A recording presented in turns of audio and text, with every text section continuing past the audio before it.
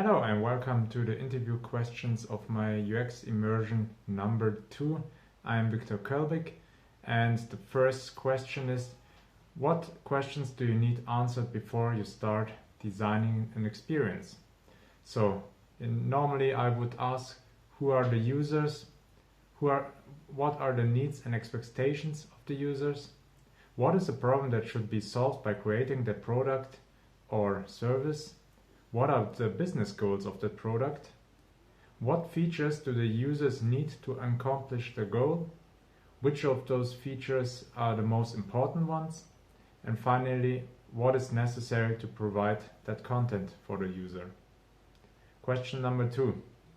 Did you design your flows with different start points?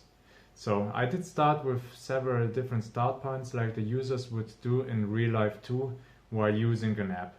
Of course, for some flows it did make sense to start with the opening of the app. This was the case, for example, when a user takes out his phone and just starts to use the app I design.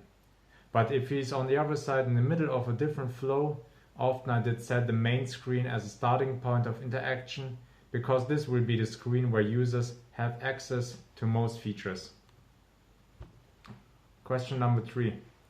Can you describe a time when the requirements change in the middle of a project and how you handled that experience?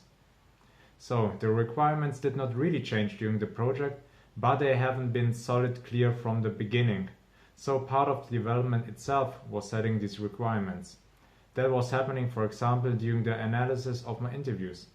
I got the insight that there would be a need from the user side for using the service spontaneously in between with little time, or when having plenty of time.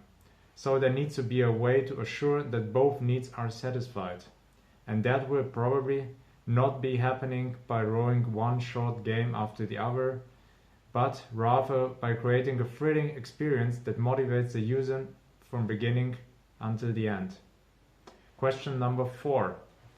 What are the design tools in your tool belt, and in what situation do you use one tool or method over another? So usually I start with prototyping, rough prototypes on paper, to see first for myself if the ideas in my mind are working at all or not, and where I encounter points of friction. When the prototype feels like working for me, for myself, the next step is testing them with at least one more testimonial to have some feedback from the other side. Just if this phase is finished, I start to translate it into mid and afterwards into high fidelity prototypes.